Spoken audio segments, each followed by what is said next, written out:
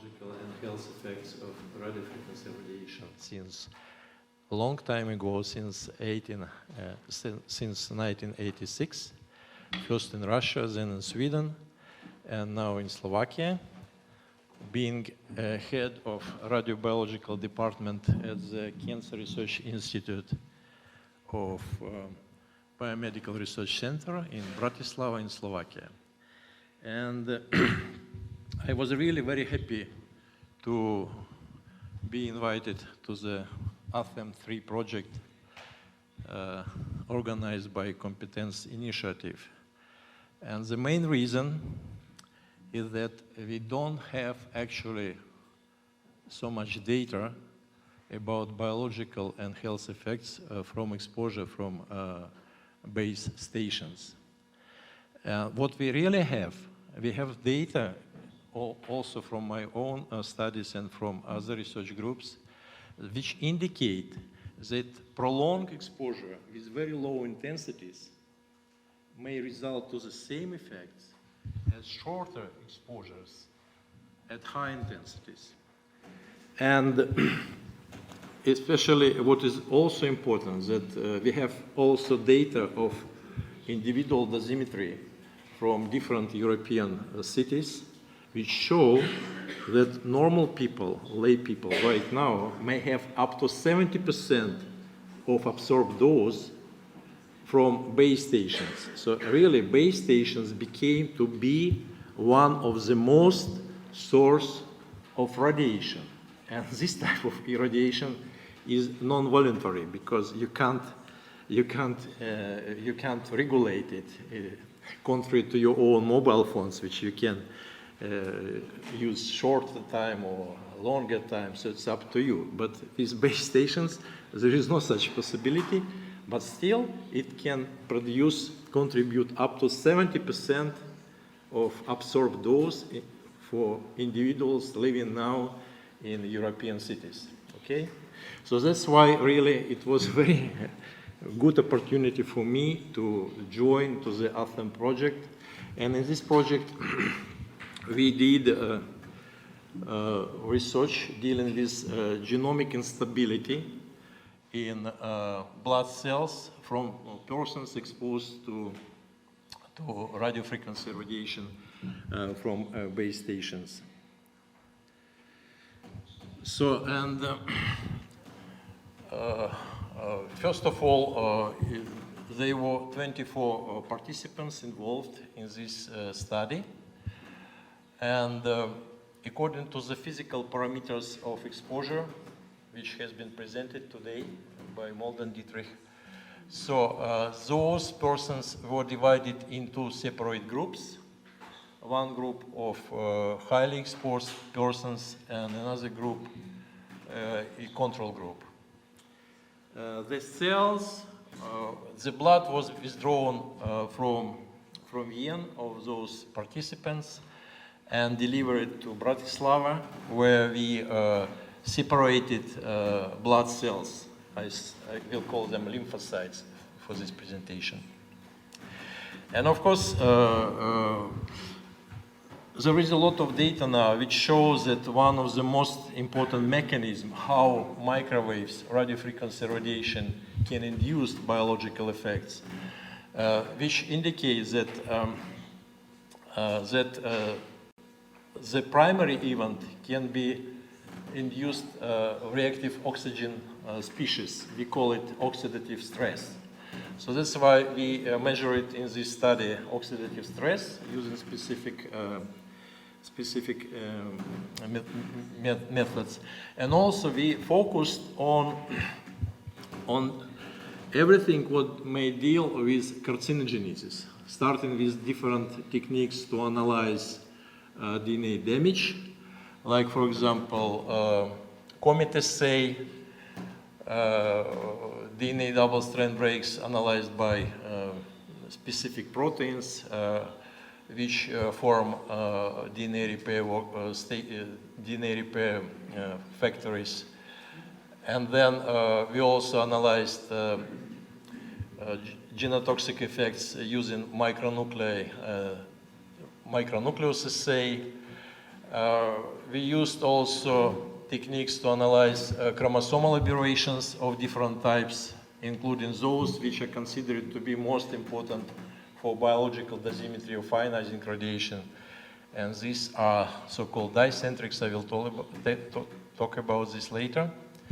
We also focused on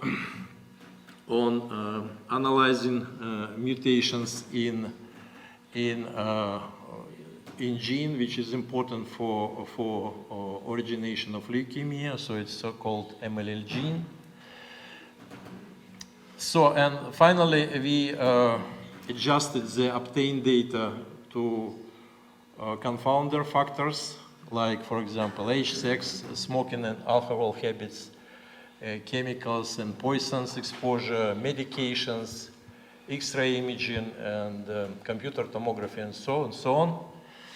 And this is really important part of the work, because if you don't analyze it, so you can get to misleading conclusions. And finally, the data was statistically analyzed. So this slide represents method for analyzing DNA double-strand breaks, which are most severe damage to DNA. And this technique is based on measurements of several proteins which participate in DNA repair. So these proteins, like gamma H2X or 53BP1, they participate in double-strand break repair and can be visualized by specific antibodies.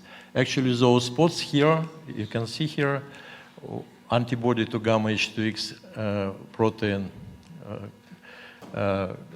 in green, so that is the location of double-strand break. And if you use another antibody to another protein, which also participates in DNA repair, you can also see the same location of double-strand break. So, and this foci can be quantified, and this slide represents the data for two different groups. So the control group and what we call Verum group, highly exposed group. So, and using this technique, we didn't see the statistically significant differences between the groups. This is another test which is widely accepted to be test for DNA damage, particularly for breaks of DNA. So it's called comet assay. So the cells are embedded to the gel, and then you apply electric field. So, and DNA is negatively charged. So if DNA is broken, there are strands, there are the breaks of DNA resulting in fragmentation. Then these fragments start to move from minus to plus, forming this kind of tails, which resemble comets. That's why the test is called comet assay. So you can measure those tails and quantify them in sense of analyzing DNA breaks. So this is a quantification. So in the Verum group, we have seen slightly higher damage of DNA using specific test for oxidative DNA damage, but it was not statistically significant. When we analyzed another DNA damage by another modification of comet assay, which measures DNA strand breaks, we also have seen increase in Verum group, but that increase was already now statistically significant.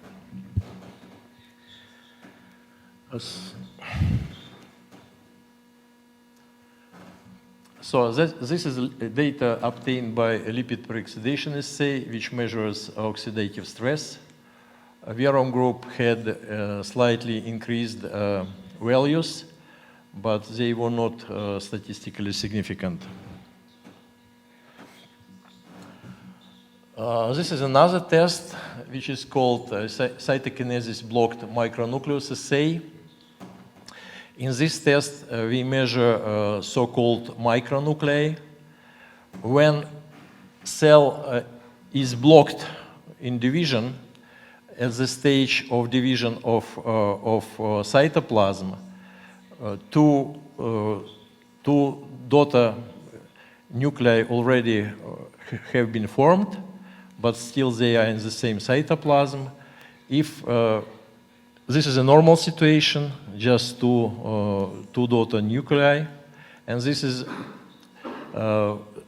genotoxic situation when you see so-called micronucleus, which contains some genetic material, which of course will be lost during cell division, at least in one of those cells. So that is another test for genotoxicity.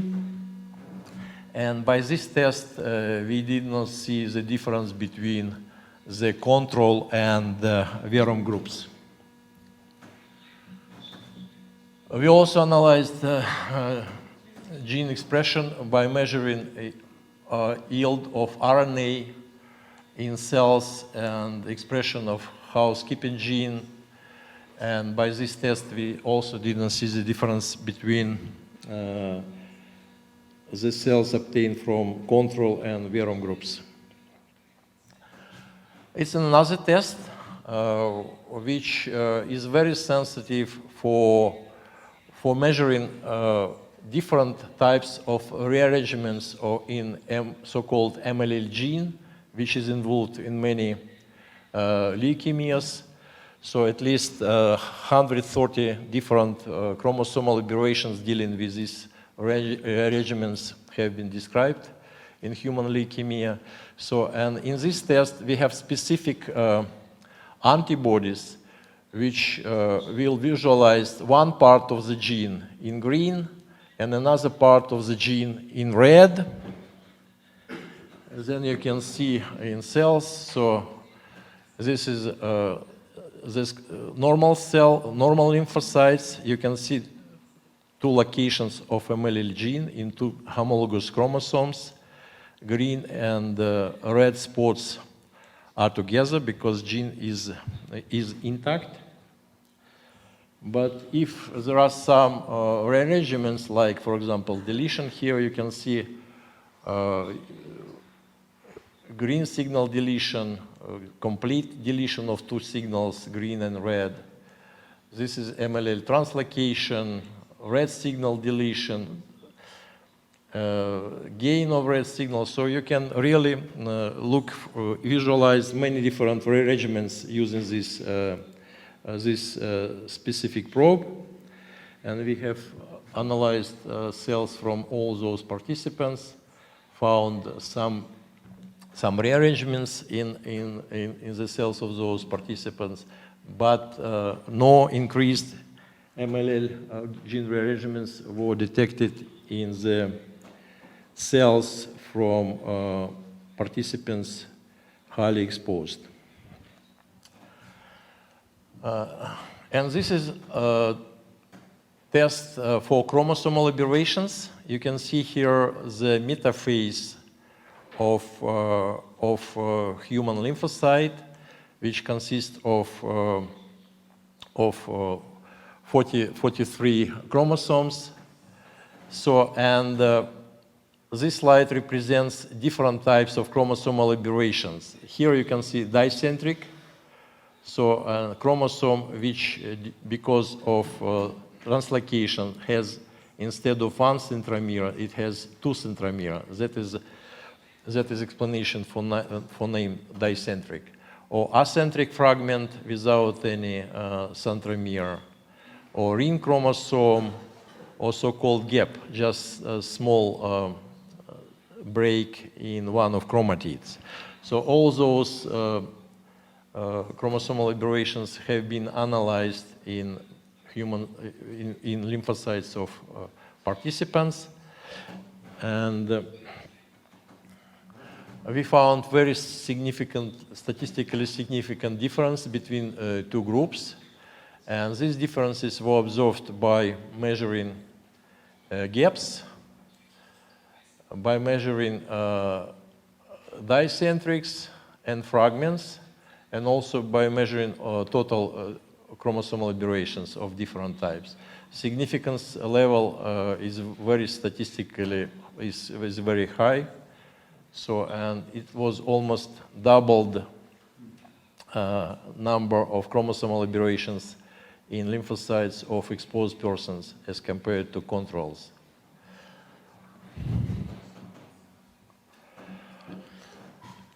Here I have summarized the statistically significant differences between exposed and control groups. First of all, our statistical analysis has confirmed a very correct division of those participants into the exposed and control group, because statistically significant differences have been found in most important parameters of exposure from base stations, covering different values like LTE base load and GSM full load and so on and so on. So actually that was divided very carefully into different groups, those participants. And we have found significantly higher genomic instability for the amount of DNA breaks measured by alkaline comet assay. But further, it has been excluded when we considered the confounder factors I will tell about it. And most importantly, we found significant differences in such important gene parameters of genotoxicity and mutagenicity as dicentrics and total aberrations.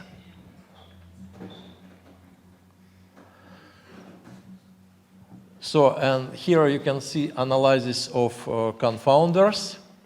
So, for example, we have seen higher level of micronuclei in women compared to men.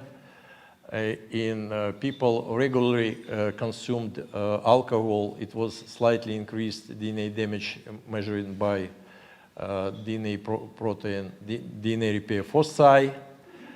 It was also high oxidative DNA damage in persons who have recently been treated by medication. So X-ray imaging, medical X-ray imaging also resulted in higher level of DNA repair foci. And also computer tomography at number more than 3 times had higher level of DNA repair foci. The biological effects of other confounders were not observed. So when we took into account all those confounders which we have measured, so we excluded the effect of DNA damage measured by comet assay, because probants which was subjected X-ray fluoroscopy were excluded from those groups, and we didn't get already a statistically significant difference between the groups. But no any confounder affected any type of chromosomal aberrations. Thus, the conclusions on chromosomal aberrations remain valid after consideration of all confounders. So, and it follows from many studies that low-dose ionizing radiation induce very similar effects as non-ionizing exposure to radiofrequency radiation at low intensities. And also mechanism involved in both types of effects is similar, so it's based on oxidative stress. So that's why we estimated what would be the equivalent dose of ionizing radiation which would induce the same effect as we have measured by chromosomal aberrations, okay? And for this type of assessment, we used generally accepted technique by the International Atomic Energy Agency. You can see here the dose response. And we analyzed, we provided this assessment using data for dicentrics, which is accepted by International Atomic Energy Agency as a main standard for biodosimetry. So finally, in result, we got the value of 10.5 centigrade. That is the equivalent value which would induce the same number of dicentrics as we have seen in highly exposed persons, okay? So it would be the same effect if those people would be exposed to 10.5 centigrade ionizing radiation. And this should be compared also with the safety limit for whole body irradiation of professional workers, which is 5 centigrade per year. So those people, according to our assessment, from highly exposed group, got almost twice higher dose as represents the limit for professional exposure to ionizing radiation. And here you can see their individual data for 12 highly exposed persons. So let's say 15 centigrade, 5, 0. That's 20. That's about 3, 2, and so on and so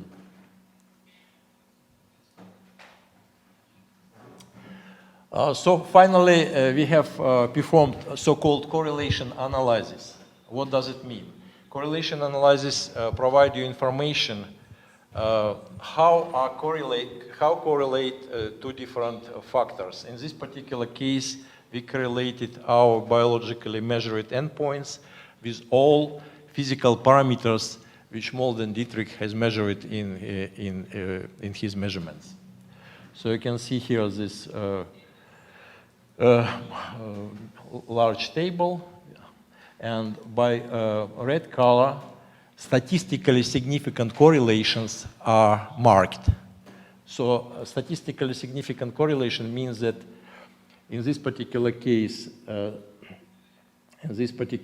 let's see,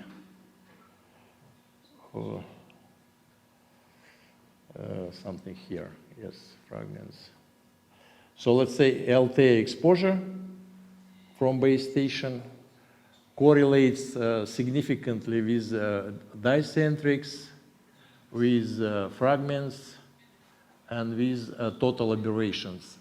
So that means that when the value of exposure increase, in the same time increase the number of genetic damage in cells of exposed person.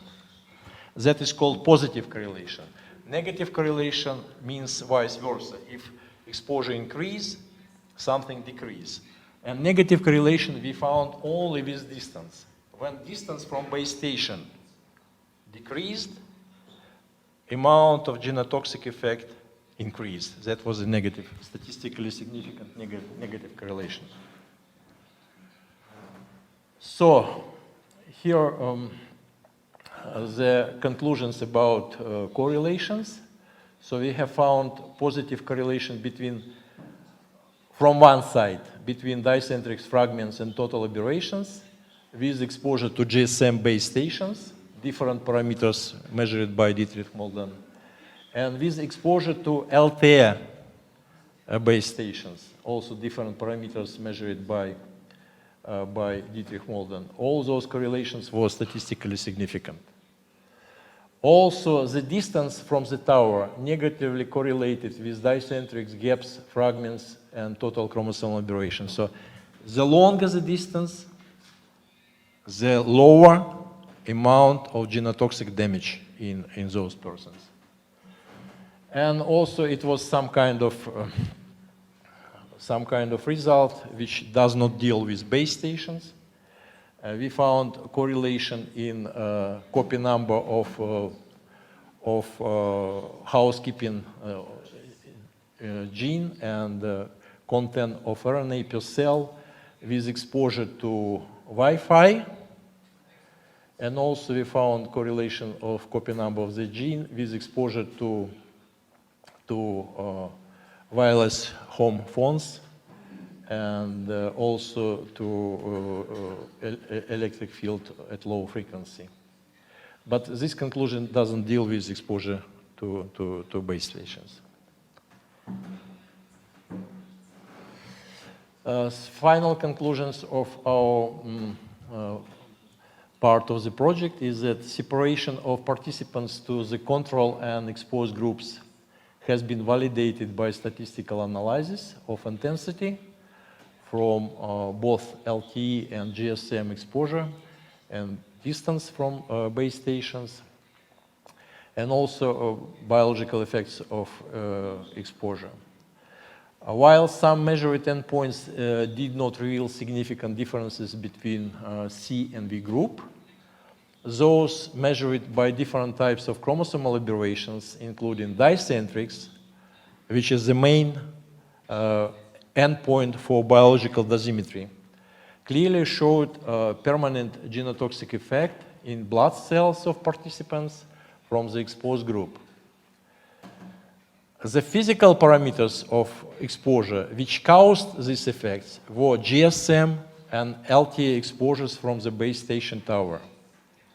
The observed genotoxic effects correlated positively with LTE GSM exposure and negatively with the distance from base stations. So it was the last slide, and thank you very much for your attention.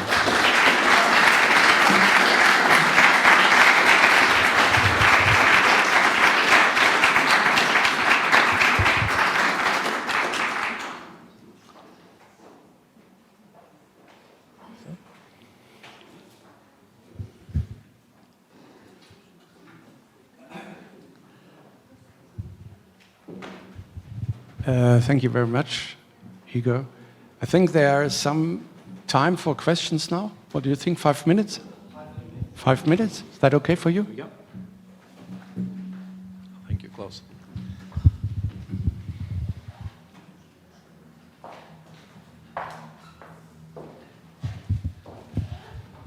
Sie sprachen davon, dass ein dauerhafter Effekt in den Blutzellen zu bemerken war.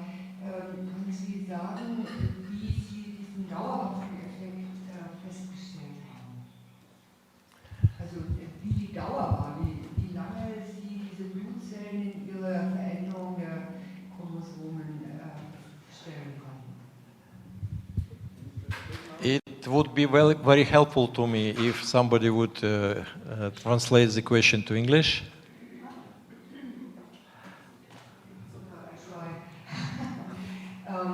You spoke about that there is a durance of the change of the blood cells, and my question is, what was the time of the observation of this durance of the change of blood cells? So I didn't get this word, durance. Was it duration or Duration? Yes. Duration? Okay. This data were presented by Dietrich Molden, and as I understood, duration of exposure was like 5 years. Is it correct? Yeah. Yeah, at least 5 years. 5 to 50 years. Duration of exposure was in between 5 and 15 years.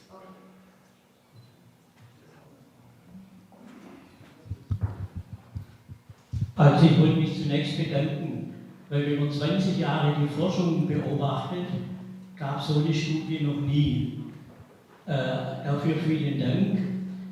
Es war ja das Maßbuchprojekt vor 15 Jahren, das ist gescheitert mit einem ähnlichen Anspruch.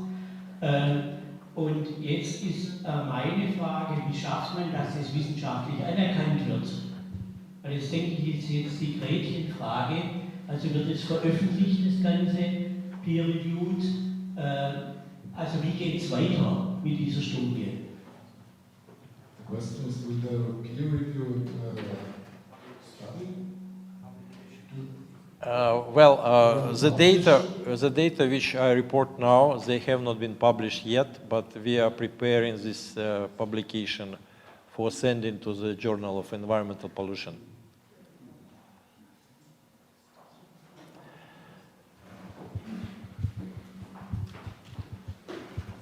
Da könnte der Willi jetzt noch mehr dazu sagen, ist leider nicht da, deswegen übernehme ich das kurz. Auch das Peer Review ist von Willi angestoßen, also es ist schon auf dem Weg. Peer Review is also on its way.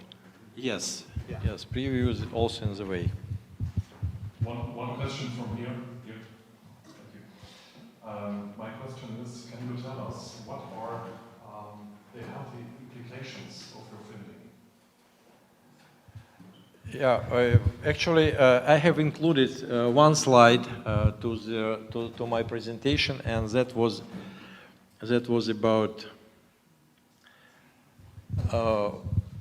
assessment of equivalent dose of ionizing radiation, which may induce the same effect as we found in highly exposed persons using dicentrics, which is the most important gold standard criteria for biological dosimetry accepted by the International Atomic Energy Agency. And when we have done this estimation, so we found that the number of dicentrics in highly exposed person is equivalent to the number of dicentrics which would be induced by the dose of about 10 centigrade. And this dose is twice as higher as the safety limit for the professional workers, which is 5 centigrade per year. So, and of course, from this point of view, it should be considered as a really problem for those persons who has been exposed. We know that, for example, while the data are not consistent yet, because there are several publications which show slightly different results, but in this dose range up to 10 centigrade, the elevated risk for leukemia is observed for exposed persons. And there are some other indications. But anyway, this is a dose which certainly is genotoxic, and the effect shows genotoxicity, which is related to carcinogenesis for certain, and maybe for some other health risk issues.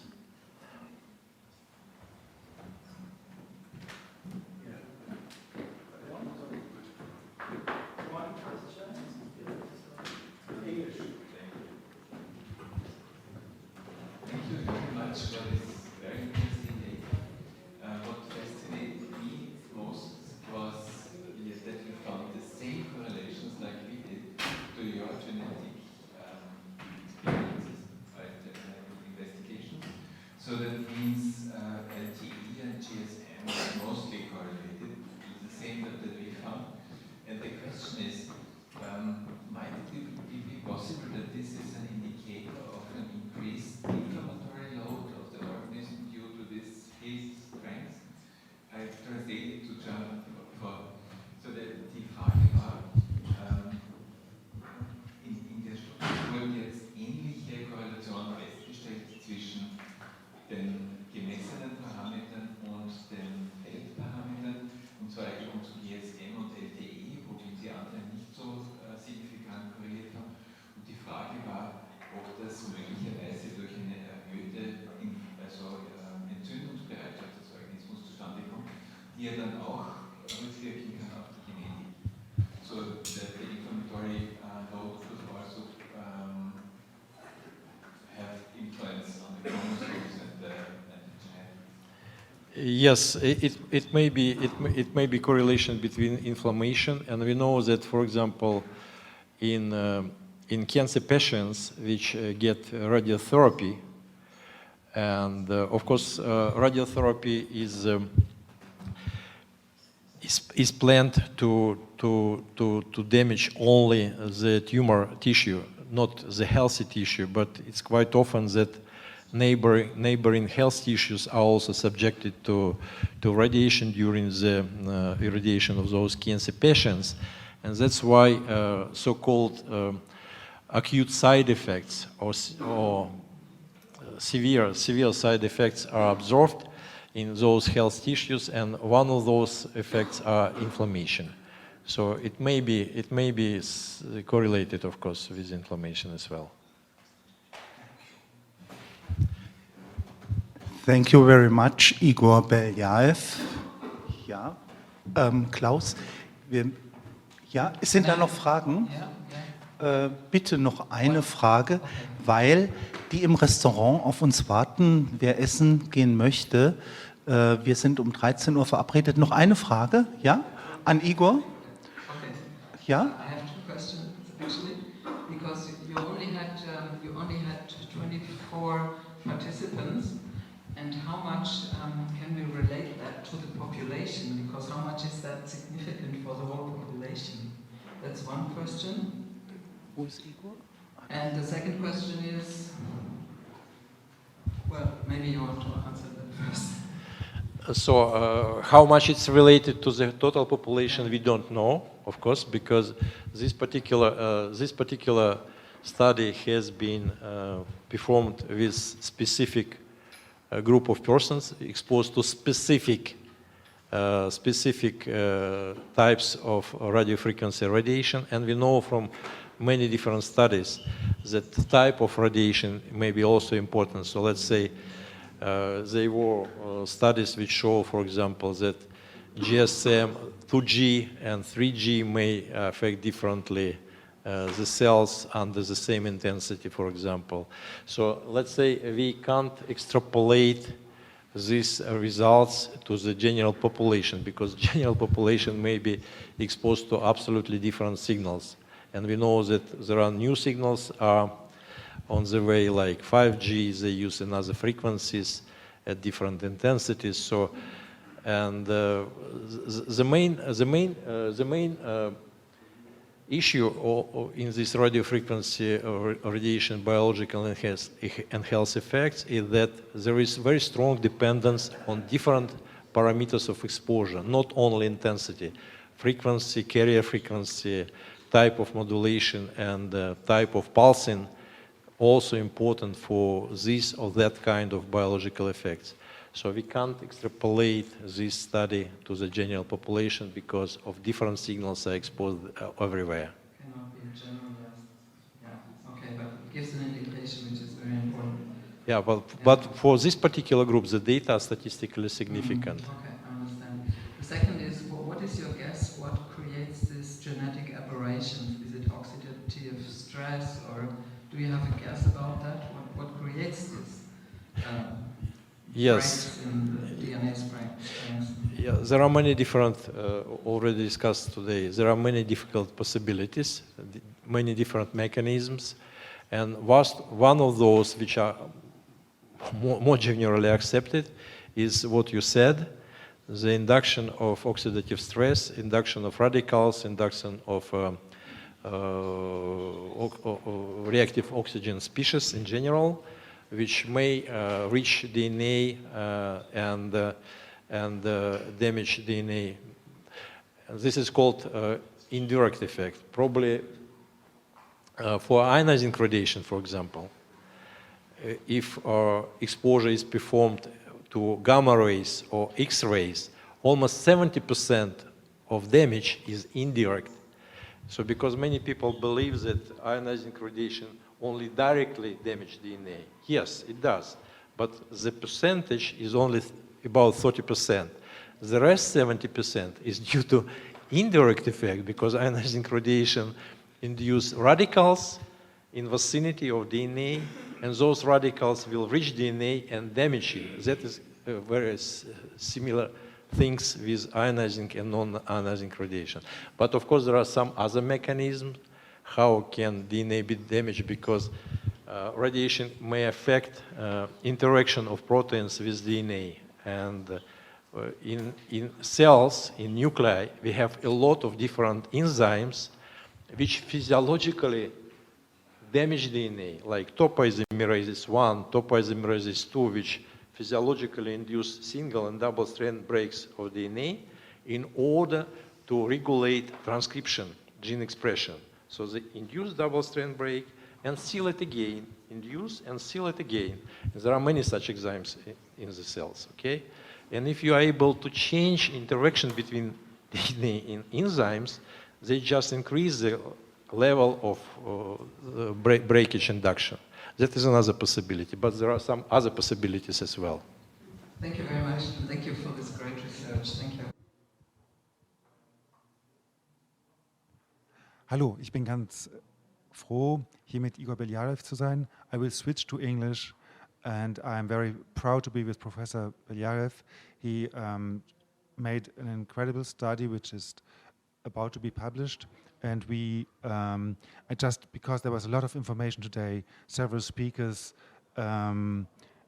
gave their insights, so I'd be extremely pleased if you just made me the gift of a summary of the main findings of that study, just for the layman. So what are the results? Yes, thank you. So first of all, it was really a great possibility for me to join this project, because what we know for the moment that if you estimate the individual dose which ordinary people will get in European cities, in urban area, so sometimes up to 70% of the absorbed dose, individual absorbed dose, is coming from radio frequency exposure from base stations. And that is a lot. And we also know from many different studies that duration of exposure may be really important for biological and health effects of radio frequency radiation. And there are studies which indicate that prolonged exposure at very low intensities may result to the same effects as shorter duration with high intensities. And not so many studies are available so far with radiation from base stations, especially human studies, because we have some more studies with animals or birds, but really only few studies are available with humans and base station radiation. So that's why I was really happy to join this project, ATM3 project. And our aim in this project was to analyze genetic instability in lymphocytes, in blood cells from participants. Those participants were divided into groups, one group of highly exposed persons and another group of control persons exposed at very low intensities. And also physical parameters of exposures to different sources of radiation, including, of course, base stations, were carefully measured by the German partner in this project. So, and we got blood samples from all participants. We also got information about possible confounders, and those confounders which may also result to some genotoxicity. For example, X-ray examination or computer tomography examination, which deliver very small doses of ionizing radiation, which can induce some genetic instability as well. So those confounders were also included to our studies. So we have selected several endpoints to be measured and to cover different aspects of genotoxicity and mutagenicity. So we have analyzed DNA double strand breaks, DNA single strand breaks, oxidative DNA damage. We have analyzed rearrangements in genes involved in formation of leukemia. We have analyzed oxidative stress in cells because it is considered to be the main mechanism for induction of genotoxicity by radiofrequency radiation. And also we used tests for mutagenicity based on analysis of chromosomal aberrations, including analysis of dicentrics, which is considered to be the gold standard for biological dosimetry by the International Agency of Atomic Energy. So, and while we did not find that exposure to radiofrequency radiation from base station induced several endpoints which we have analyzed, we did find that the amount of chromosomal aberrations, including dicentrics, were increased in cells from persons highly exposed to radiofrequency from base stations.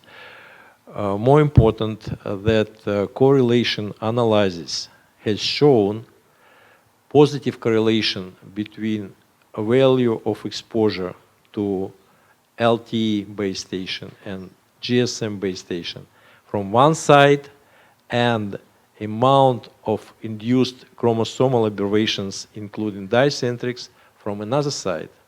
And we found negative correlation between distance from base station and amount of induced chromosomal aberrations, including dicentrics.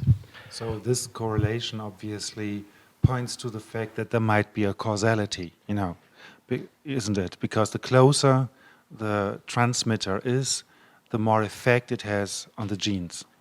Exactly. Correlation analysis provides strong evidence for causality, even more stronger than comparison between two different groups. Between this division of participants into the groups was more or less subjective, based on analysis of different physical parameters involved in exposure. But also our analysis has shown that division into those groups has been performed correctly, because it was really a correlation between amount of energy delivered to participants and biological endpoints which have been analyzed. Wow, I mean, so this points to our genes are under attack. By our environment, by the environment we are co-creating as a society, I mean. And as I know from other branches of science, genes are maybe under attack from some medication we take, from the products in plastic and other factors. So it feels like maybe this can be a reason for an increase of, for instance, cancer, can't it? I mean, because it seems, so this is of course the practical question, what does it change for us, you know, in our lives? Is it really dangerous for health, according to your assessment? We have seen increased number of chromosomal aberrations, including dicentrics, and chromosomal aberrations is a known endpoint which is involved in carcinogenesis. So Yeah. there So are this means it can there cause are cancer. many data which show that chromosomal aberrations are involved in carcinogenesis. There are also specific markers or based on analyzing of chromosomal aberrations and specific types of cancer. So it's clearly it's an argument for causality. Very interesting. How did you get in touch with the rest of the team? Because you just mentioned in the beginning that there are not so many studies, and obviously that issue is big because so many people use devices which have these radiations, and also, of course, because of the transmitters in the towns and in the villages, which also then have an effect. So how did you find the other peer members of the team? So I has been invited to be a partner for this project by Professor Wilhelm Mösgoller, who has performed previously projects named ATHEM-1 and ATHEM-2, also dealing with the health effects of radiofrequency radiation. And we have collaborated with Professor Mösgoller previously on another project with radiofrequency radiation. So that was an invitation which I have accepted because of it's really very high importance, not only for science but also for general population which is being exposed to radiofrequency radiation from base stations. Thank you so much for doing this research. Thank you so much for this discussion. I hope we'll find out more, and also that we can act for a healthier society. Thank you. Thank you.